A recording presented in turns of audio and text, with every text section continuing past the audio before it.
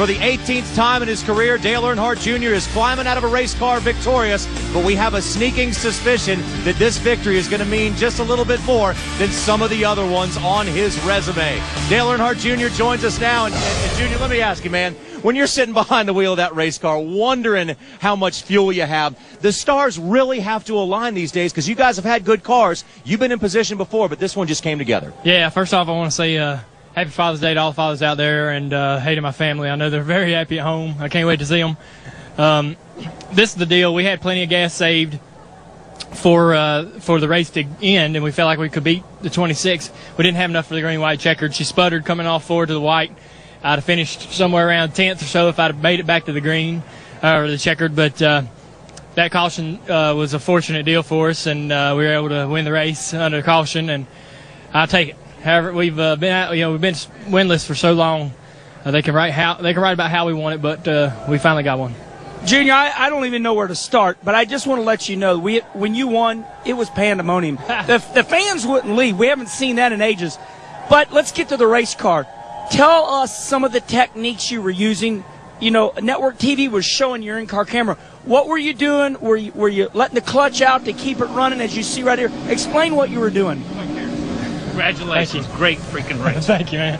We got Kyle Petty right here. Congratulations. Congratulating Dale Jr. What were the techniques you were using here, Junior? Well, I've learned a lot. I learned a real good amount about saving fuel at Charlotte and learned what I was doing and how much that was saving. I was just running quarter throttle the entire lap, all the way down the straightaway, all the way off the corner, just about I'd left getting in the corner and roll to the top, but run quarter throttle the rest of the lap, even down the straightaway.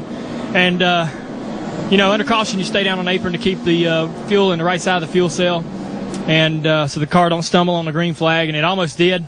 I was so nervous I almost restarted in third accidentally, and so I knew I wasn't going to make it back to the checkered on if the race stays under green. We didn't have a choice, we're up front, so I had to stay out. Junior, what a difference, because last year this time you just, weren't where you wanted to be. Failures and just all kind of things. But this year, what a difference. You start out Daytona strong, win the Gatorade Twin, and just carry it on through. How satisfying is this to finally put, Team AMP in the winner's circle, Tony and yourself? You have to be proud. Yeah, I'm great. I'm grateful for AMP for being on board, National Guard, all our sponsors that have helped us, Quaker State, Adidas, everybody that's supported us this year. They're so excited going into the season, and I hated that the winless streak went as long as it did, but I knew it'd pay off for them. This is great exposure for them.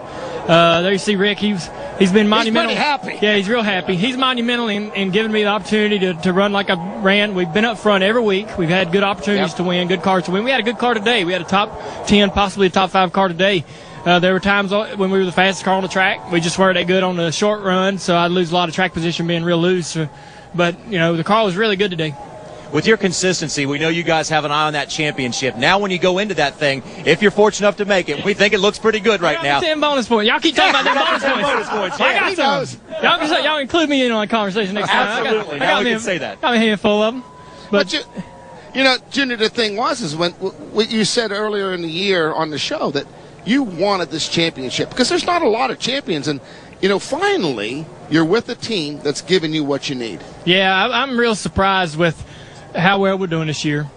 I knew equipment-wise and personnel-wise within an organization at Hendrick we would be able to compete, but we came right out of the box just real consistent, and I was real careful to be consistent. I didn't want to make mistakes early and get myself in a hole because I didn't know how long it'd take us before we gelled and got really strong, but we've had an opportunity every week to run good, and I got to thank Tony Jr., and Rick and all the employees, man. They just do so much hard work for us, and we get to enjoy being on TV like this. I wish I had my whole team here. They deserve it just as much as I do.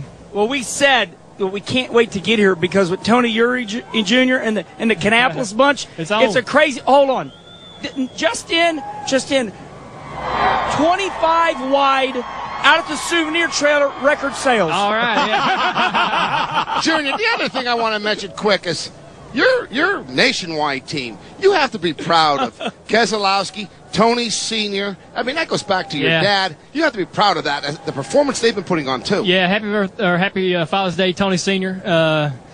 Brad's father's got to be real happy with how Brad's been running. They're a great team. Brad's smart. He could have took 2 roads here. He could have became very arrogant and cocky. He could become humble and appreciative, but yet he's confident, and he's doing exactly what I would want him to do.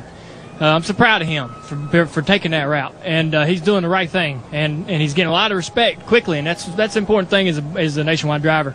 Most importantly, is to be respected, and he's getting that, and so that team's doing great. I wish, I'm just so happy. I can't wait to get home. I want to go home and see my family, but we got some more celebrating to do here with the team, the fans, and then we'll get back to Mooresville and Kannapolis. Junior, quickly, help us out with the Lowe's move of the race. You'll want to see this once again on videotape because I know it looked pretty good from when you were in the car. The Lowe's move of the race is when you took the lead away from the number 26 car and Jamie McMurray and looked ahead. You never looked back, and things really came together today. Yeah. Jamie's like, all right, I'm going. I think he was trying to save, so I get past, and then I go back by him, and I start saving, and he goes, and so I think that was the most passes for the lead. I think that was all of the passes for the lead in the race, I believe, right there, wasn't it? But that was a lot of fun, and it looked real good. We were both trying to save gas, and he had a good car, but we were able to get her home. He should have stayed out with us, man. Yep. Heck. Junior, congratulations. Way to go. You're in the win column. Thanks, guys.